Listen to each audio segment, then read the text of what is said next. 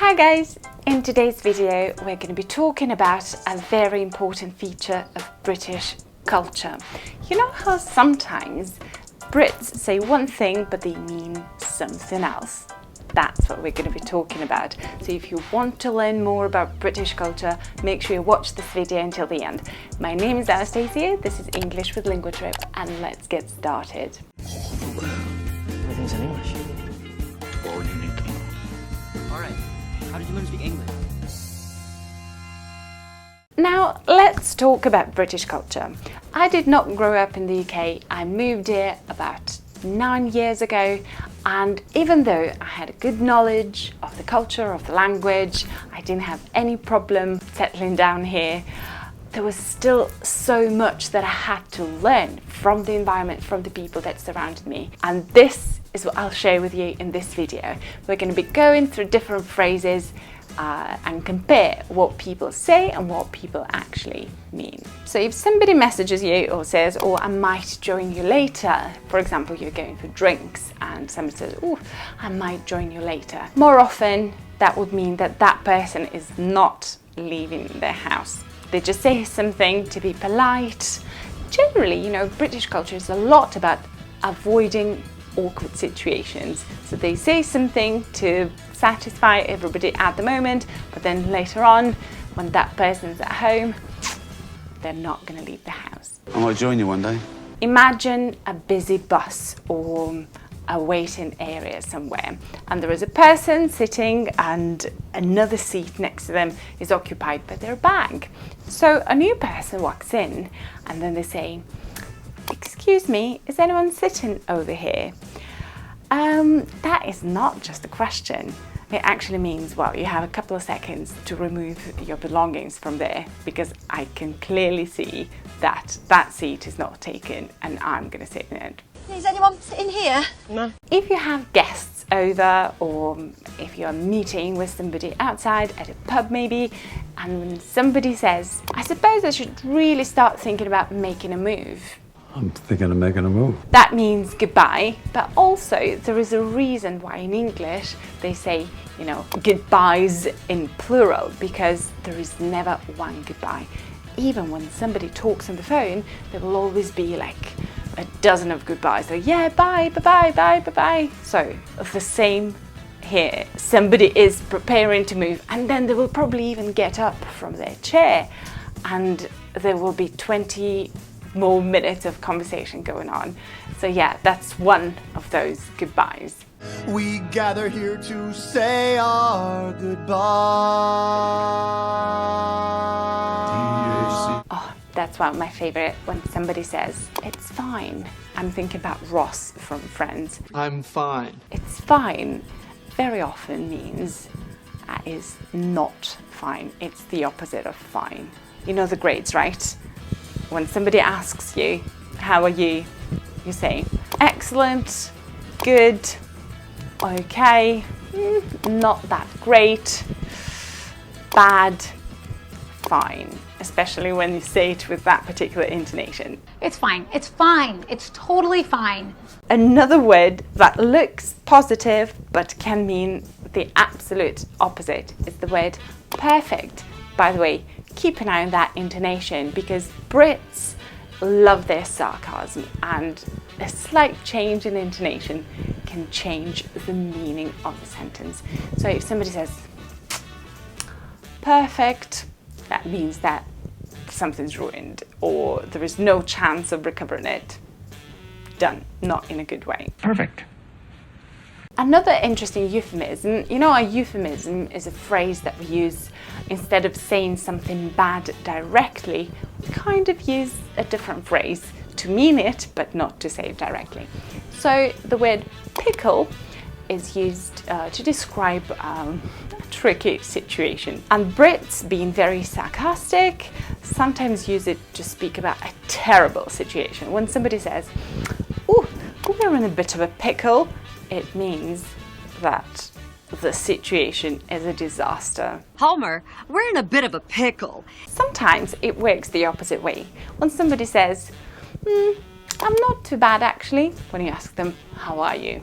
So by saying, not too bad actually, they mean that they are probably the best they've been in a long time. It's not too bad. Also, you know that in the UK, it rains a lot of time during the year. So whenever the sun is shining, people get out, they try to enjoy it, being outside.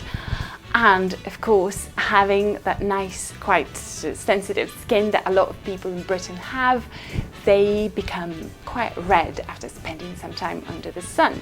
So when somebody makes a comment saying, "Oh, you've caught a bit of sun," it means that you probably look like a tomato.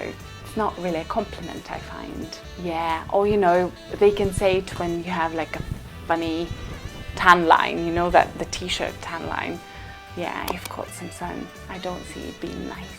Another interesting phrase, imagine you're having a discussion with a colleague or with a friend and they can say, that's certainly one way of looking at it, sort of stating that, okay, that is one possible opinion, but they actually mean that that is the wrong way of looking at things. That's one way of looking at it. In the same kind of situation when somebody says, with all due respect, or it means they're going to start arguing with you now, and it means that they mean, you don't really know what you're talking about, but they can't really say it directly. They say, with all due respect, I respect you, but there will always be a but. With all due respect. Also, Brits are crazy about being polite. So if somebody didn't say thank you, they can just quietly whisper to themselves, "You're welcome," that kind of thing. Someone here.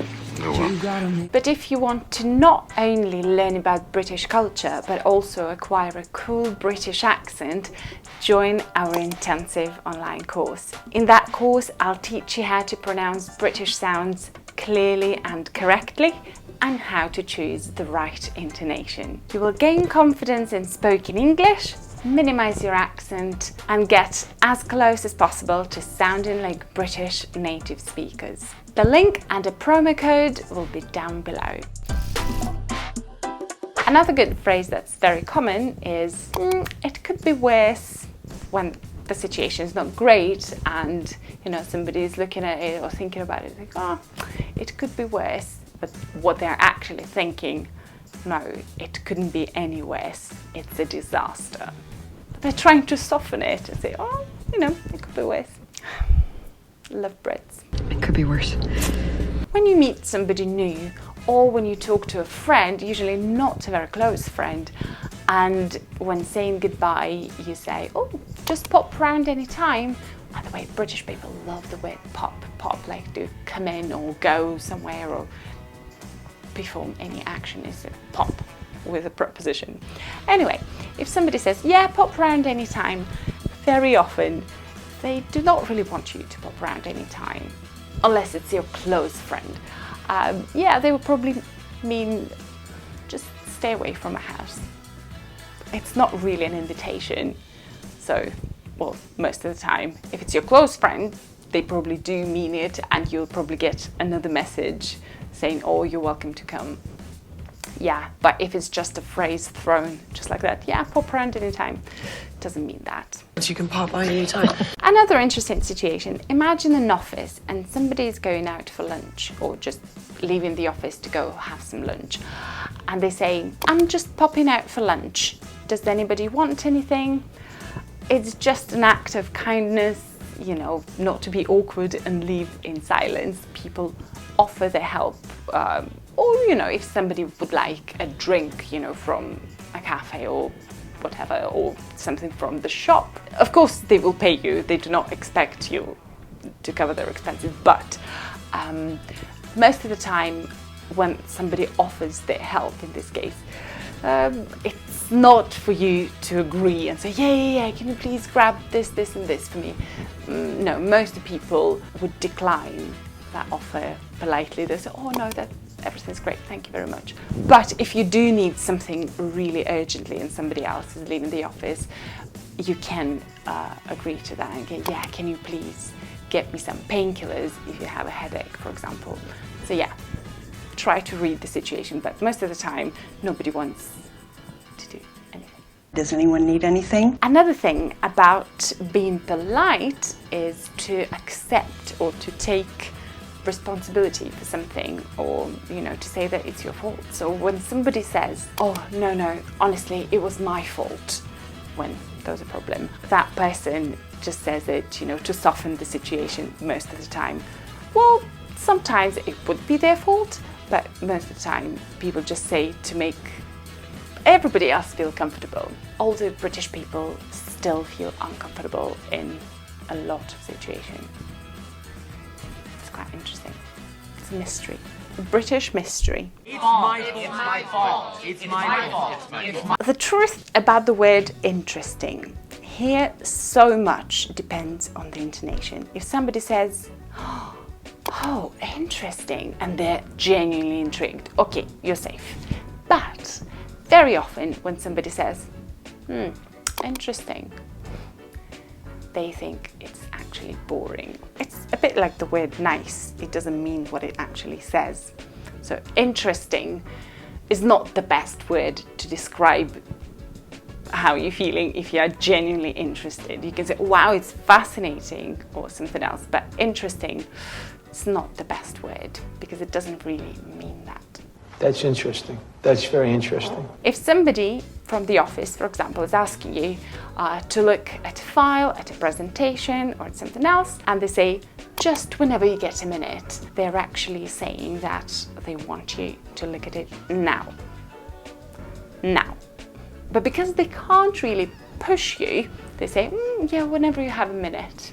Whenever you get a chance. Another interesting word, just like the word interesting, is the word different.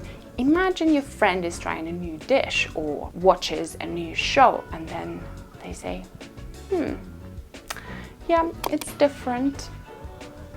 That means that your friend is never gonna try that again. Not to offend that show or that food, they're not gonna say, oh, it's terrible. They're just gonna say, oh, it's different. Probably meaning different from what I'm used to, or different from what I would normally go to. It's different.